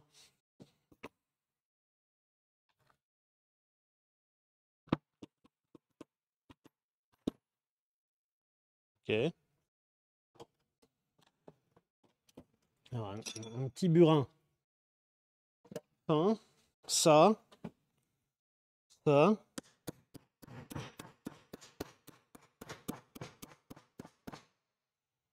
Waouh! Oh! Ah bah oui, oui. Oh! Ah bah ça fait quelques années que c'est dedans, là, hein, oui. Oh putain! Ah bah ça, oui, ça c'est... Vous voyez? Oh! Eh, viens ici. Viens, Non, mais je suis bien là, moi. Non, non, il n'y a pas besoin, là, vraiment. Oh là là, je suis bien ici. Imaginez, vous pratiquez l'urbex et vous découvrez un marché aux poissons, mais fermé depuis 25 ans. Alors, techniquement parlant, en plus de base, déjà, ça sent pas bon comme huile. Alors là... Ah oui, non mais... Oh, putain, ça pue! Mais ça sent le poisson! Il y a 60 ans. Hein. Ils avaient que de l'huile de foie de morue à mettre. Ah, c'est dégueu. Ah, ça tombe. Alors, il y avait de l'huile dedans. Et elle n'est pas si... Elle a vraiment... Oh, l'odeur! Elle a vraiment 60 ans? Alors, l'huile, je suis pas sûr qu'elle ait 60 ans. Oh, putain, l'odeur! Elle a l'air plutôt... Oh. Tiens, sniff ça, mon copain! Ah, ça sent ça sent la vieille machine-outil. Non. Ah, si. Non, non, ah, je te jure. Non, Ah, si. une machine-outil de marché aux poissons. Mais là, t'es à la criée de la turballe, là. C'est terrible. Mais là, t'as la lotte à 15 € le kilo. Hein. Par contre, quand on voit l'intérieur, on comprend pourquoi il a du mal à marcher. Oui, non, mais en fait, regarde. Ah, non, j'aurais pas mis mes Tu doigts dedans. vois, mais il y a des morceaux. Regarde. C'est un amortisseur, hein, je le rappelle. Hein. C'est-à-dire qu'en termes de travail... Ah, la vache, ça pue. Mais il y a pas de bout de métaux? De quoi? C'est pas du métal, en plus, c'est juste du dépôt. C'est de la merde. Je sais pas ce qu'il y a dedans, mais c'est pas frais. Hein. Bah, écoute, c'est une voiture qui roulait en bord de mer, j'imagine, qui roulait dans des poissons. Parce que là, à ce stade-là, c'est pas normal qu'il y ait autant de caca dedans. Et en fait, il n'y a que du métal dedans. Éventuellement, il y a quelques joints. Et à mon avis, les quelques joints, on les retrouve là sous forme pâteuse. Et donc, en fait, là, je pense que vous voyez, là, c'est le bras de suspension. Et là, vous voyez, vous avez un basculeur. En fait, vous avez un gros basculeur ici. Attends, bah, faut que j'enlève la valve au bout. Donc, faut que j'enlève celle-là. Ah. Celle-ci. Par contre, elle a l'air quand même étonnamment... Alors, il y a du dépôt, mais elle a l'air étonnamment propre pour quelque chose qui a fait 60 ans que c'est dedans. Quoi. Je pense qu'il y a eu une tentative de sauvetage en se disant, bah attends, c'est quand même super cher des amortisseurs, on va pas les changer. On va changer l'huile et tu vas voir, ça va tout changer, ça va faire mieux. Sauf que bon, dans la vraie vie, non. Hein.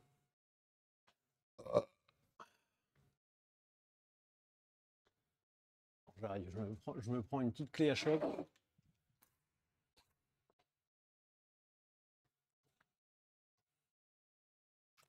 Toc.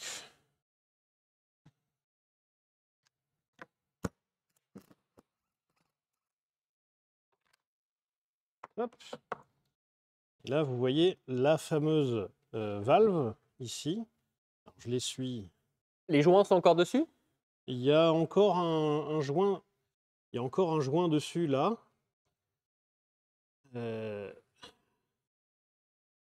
Ouais, bah écoute, a priori, ça va pas si mal. Là, vous voyez, en fait, c'est un piston qui bouge dedans. Il y a un trou ici. Donc ce piston, quand il y a de la pression d'huile qui arrive par là, on veut pouvoir pousser ce piston, mais ce piston, bah, son mouvement, il est quand même limité, parce que c'est le petit trou ici qui va limiter le débit d'huile. Et donc, bah, c'est ça qui fait la vitesse de freinage de l'amortisseur. Là, je dois pouvoir tout vider ensuite, vider toute l'huile. Là, vous voyez, hop. Quand je pousse dans un sens, ça chasse de l'huile. Quand je pousse de l'autre, ça chasse de l'huile.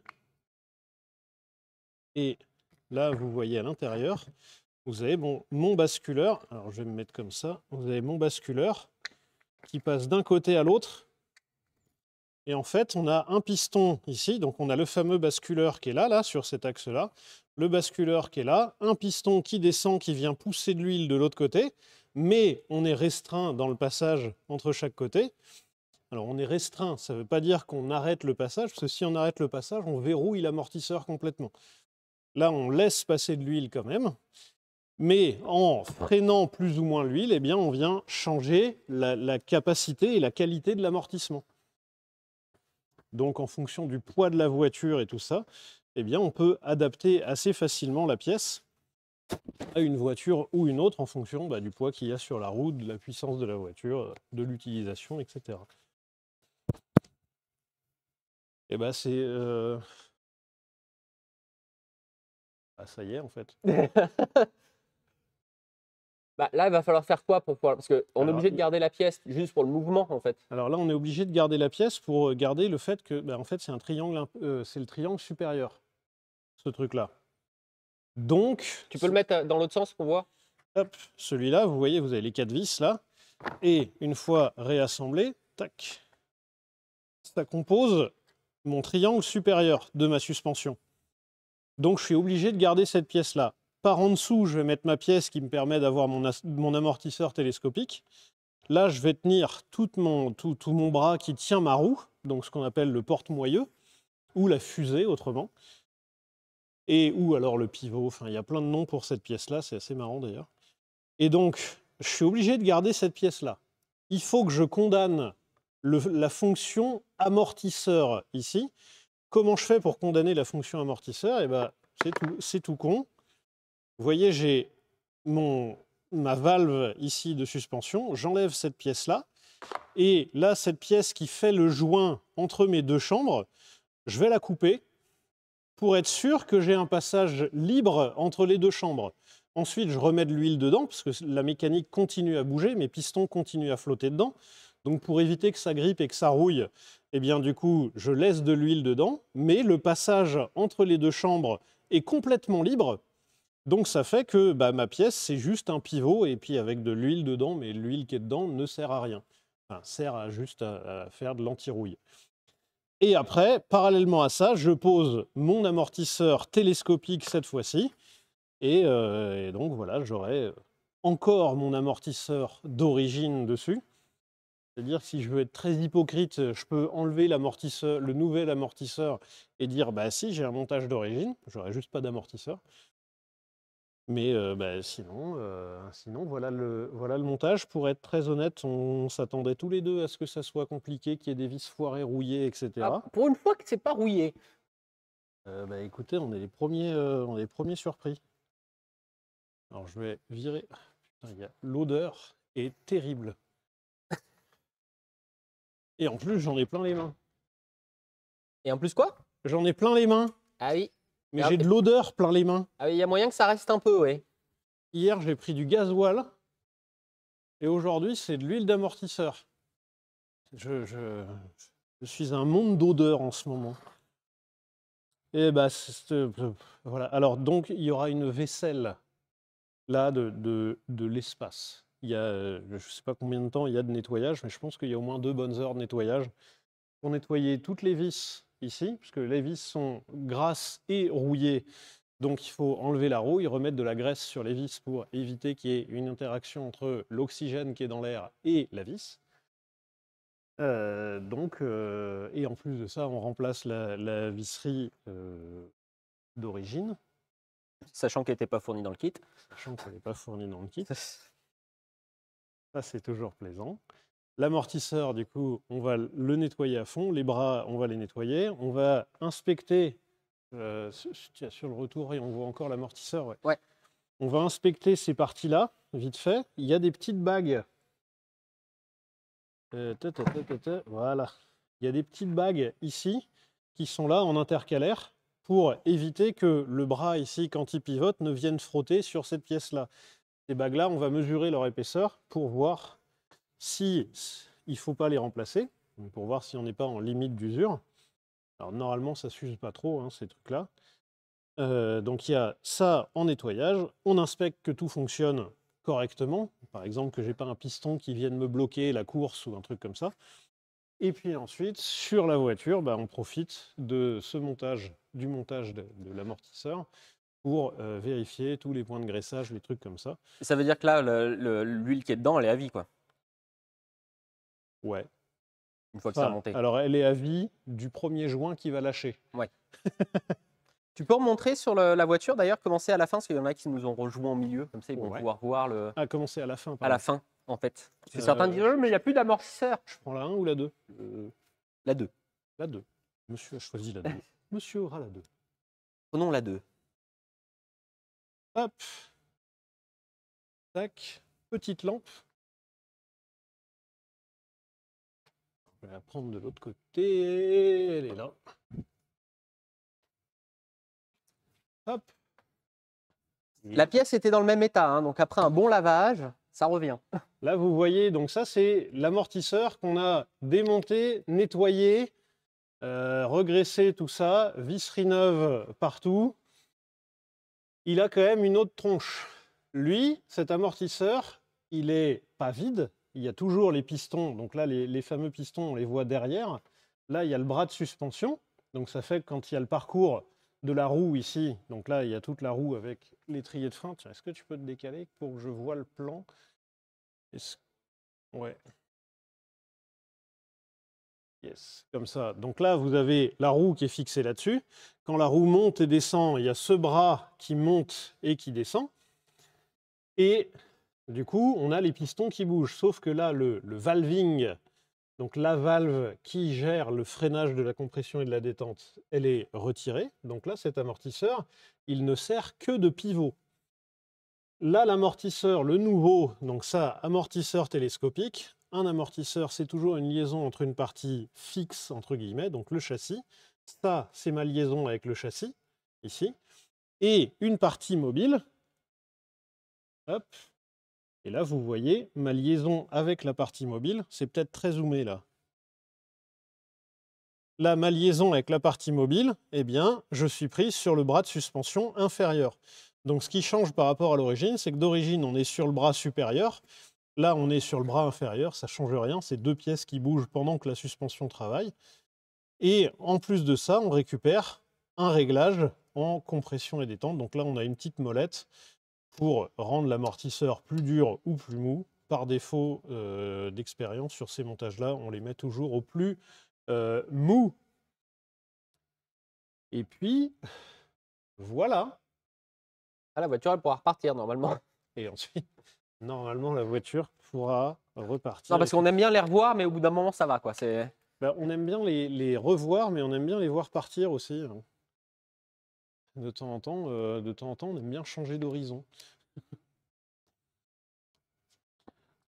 Donc voilà, là vous voyez un magnifique moyeu pour jante à rayons. C'est un peu cool ça. Et en fait, vous voyez que c'est une voiture qui est convertie. Que là, vous avez un montage en fait en 4 vis. Normalement, la roue d'origine, elle vient se monter là-dessus, et puis on a les 4 vis de roue. Et en fait, il existe un montage, et c'était par ailleurs pour certaines voitures le montage d'origine. Quand vous commandiez en option les roues à rayons, eh bien, vous avez ce montage-là avec un moyeu ici, avec des cannelures de partout, pour pouvoir monter des roues à rayons. On a une question dans le chat par rapport au Chevrolet qui est derrière. On demande pourquoi il est encore là. Est-ce qu'on est obligé de tout dire tout le temps? Bah oui. Chevrolet m'emmerde. Il est possible qu'il y ait encore un petit problème. Mais on avance. Techniquement parlant, la boîte est rededans. Chevrolet, j'ai redéposé la boîte. découvert qu'il y avait un truc qui s'était mal mis, soit que j'avais mal mis, soit qui s'est mal mis quand on a refait fonctionner la boîte. Donc j'ai redémonté, j'ai remplacé cette pièce-là, remonté la boîte, et ça marche pas, il veut plus démarrer maintenant. Et le levier est bloqué. Le levier tu sais, le PRND machin truc, il est bloqué. Et quand tu tapes ce problème-là sur Internet, oh là là, il y a des pages et des pages de gens qui ont ce problème-là aussi. Ah oui, parce que petite surprise au tout, il n'y a pas de système de dépannage, vous pouvez le remettre comme vous voulez. Sur la plupart des voitures modernes en automatique, vous avez un petit bouton. Alors, il y avait ça dans la Phaeton, ça nous a beaucoup aidé très souvent, ce qui vous permet de, même sans la clé ou si la voiture ne démarre pas, de pouvoir vous remettre au neutre. On va juste dire que c'était une dépense de trop. Brûle-le. Quelqu'un demandait pourquoi on n'enlève pas juste les pistons là, du système au lieu d'enlever le. C'est chiant. Voilà. C'est juste que c'est chiant à accéder.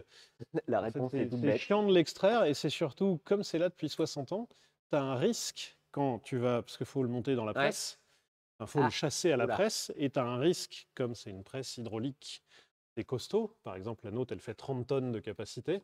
Alors on n'est jamais monté à 30 tonnes, hein, parce que quand tu commences à voir déjà 10 tonnes, tu n'es pas serein d'être à proximité. Souvent, c'est 10 tonnes sur un truc gros comme ça, donc forcément, si ça rip... ça part loin. Oui. Et donc, si on commence à appliquer un peu de pression sur l'axe de l'amortisseur et qu'on n'est pas parfaitement droit et tout ça, on a un risque de tordre l'axe. Si l'axe est tordu, plus jamais il sort du corps de l'amortisseur. Et donc, ton amortisseur, tu le fous à la poubelle parce que tu as voulu retirer les pistons. Alors que c'est pour ça. Alors qu'en fait... On essaye de le réparer. Voilà, c'est ça. Donc oui, non. Et le Chevrolet, oui, il n'y a pas de neutre. On peut pas... Et le Chevrolet, il y a...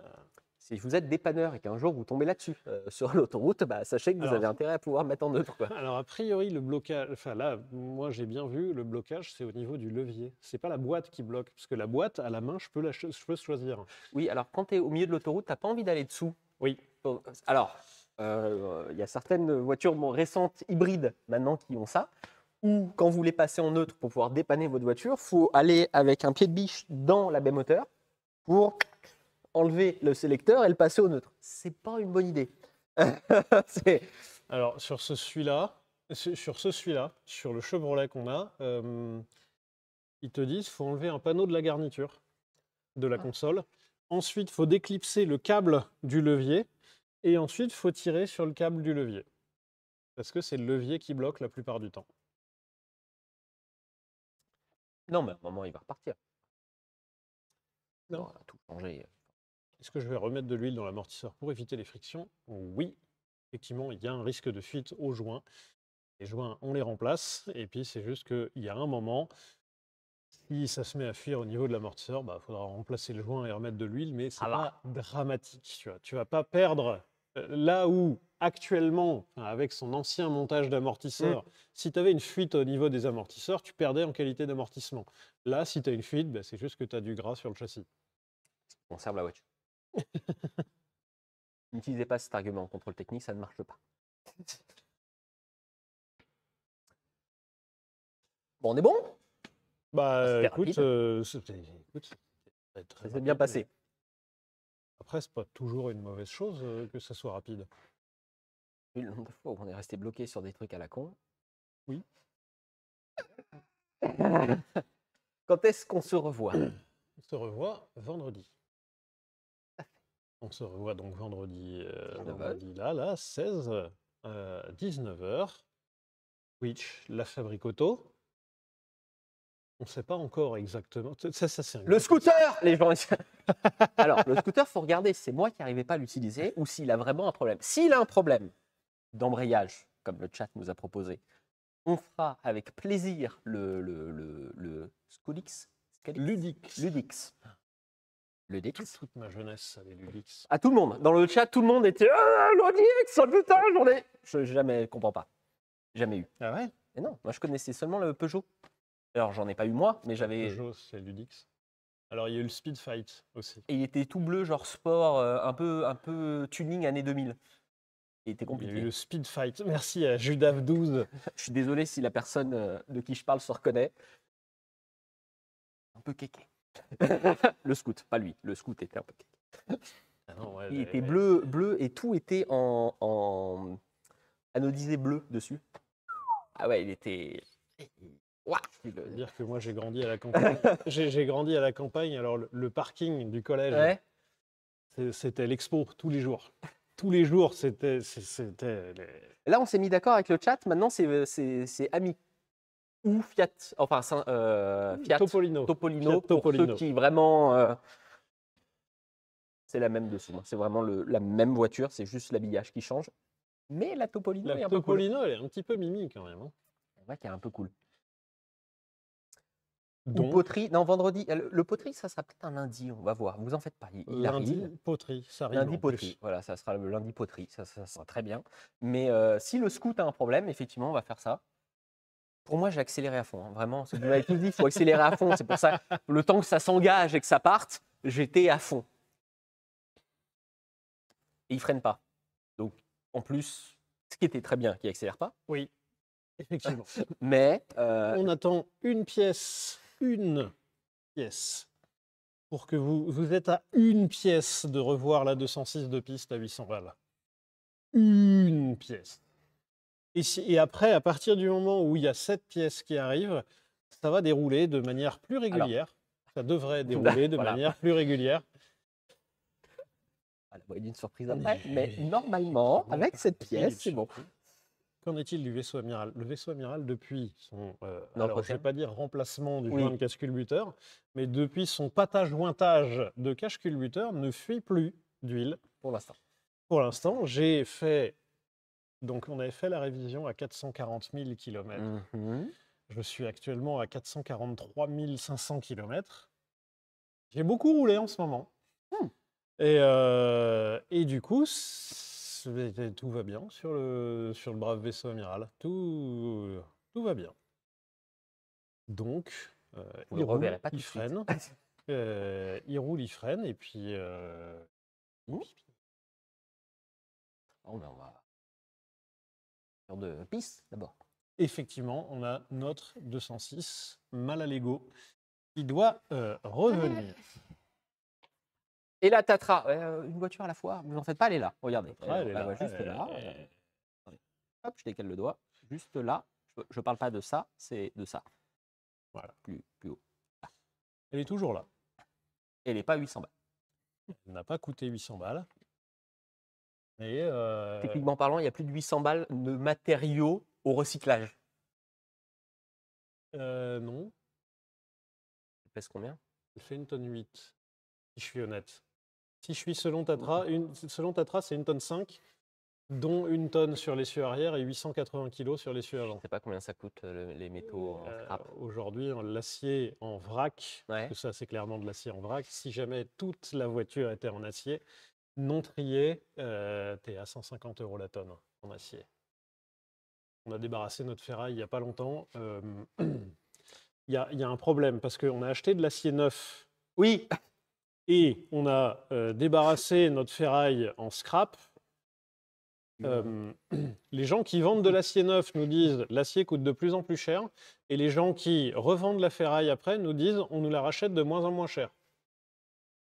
Entre les deux, il y a quelqu'un qui prend quelque chose il y là. a une filière de recyclage qui se fait un petit kiff. Les batteries, l'année dernière, on était à 650 € la tonne. Et cette année, on est à 300 € la tonne.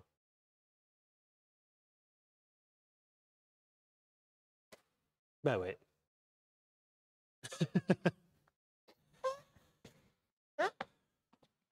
Bon, bref. C'est peut-être pas là pour parler des cours Les cours des aciers. Et des métaux. Après, ceci dit, Joseph, tu as été trader en métaux non ferreux. Oui, je trouve ça trop bien. LME. Je vous invite à taper LME sur Google, c'est le marché à Londres. C'est très très drôle parce que si vous voyez la tête que ça a là-bas, le marché se comporte comme il y a 100 ans. C'est-à-dire qu'a priori, on peut prendre quelqu'un de 100 ans, on l'amène directement là-bas, à part qu'il faut lui expliquer que la boîte, tu peux parler dedans, quelqu'un t'entend. C'est de la même manière dont ça se passe. Voilà. C'est un métier, point d'interrogation.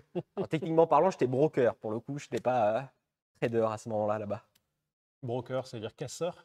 Broker, c'est ceux qui passent les ordres. Ah. C'est ceux qui gèrent le truc, machin.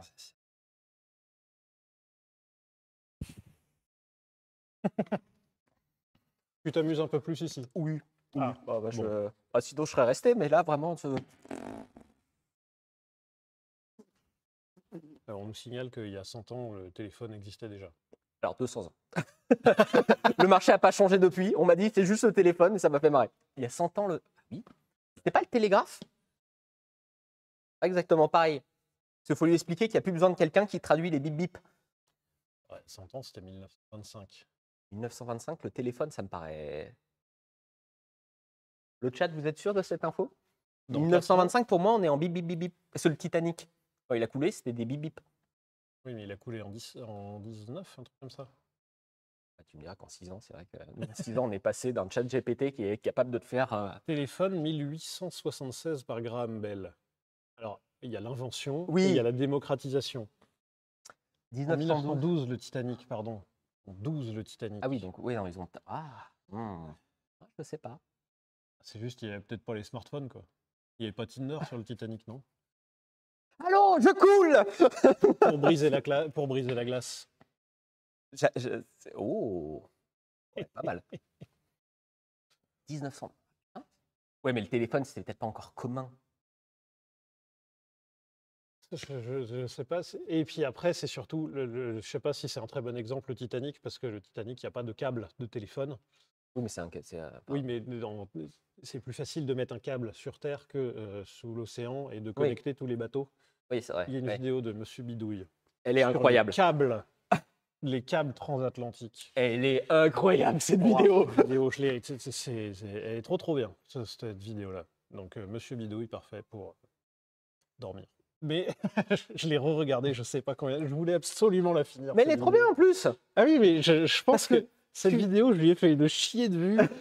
Parce que quand tu vois la déterre des gens, parce que quand ils tiraient les câbles, les premiers câbles, je crois, ils ont marché genre 2 jours, un truc comme ça. Ça. Les mecs se sont pris la déterre à tirer un câble transatlantique, le truc il marche 2 jours, ça foire, et il y a quand même un mec qui se dit on va le refaire. Je vais en refaire un autre, mais mieux. Trop bien. Trop bien. Et on streamait sur le Titanic, ouais, il y avait un Twitch, ouais. Ouais, waouh, la gueule du... le Titanwitch, le Twitch Tanic. Comment il faisait? Il n'y avait pas Netflix dessus. Ça a duré combien de temps, une traversée? C'est pour ça qu'il fallait aller vite, hein, au bout d'un moment. Ouais, tu te faisais chier, ouais. Alors, il y avait déjà Drucker à ce moment-là, quand même. Oui, ça, c'est sûr. Alors, ça, on est sûr. Une semaine comme ça, putain, tu dois te faire... il doit avoir une bibliothèque. Il y avait une salle de sport. Waouh, le roi Peugeot. Le roi Peugeot, c'était à ça du ban. Et quand je dis il devait se faire chier, il dit tu devais bien essayer, tu essaies bien, toi, de réparer une boîte de vitesse.